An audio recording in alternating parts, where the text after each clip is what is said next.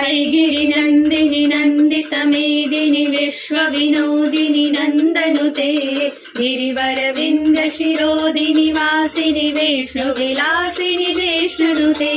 भगवति हेशिति कण्ठकुटुम्बिनि भूरि कुटुम्बिनि भूरि कृते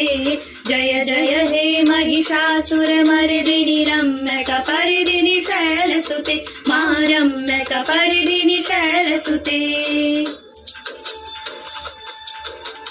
सुरवर वर्षिणि दुर्धर दर्शिनि दुर्मुखमर्षिणि हर्षरते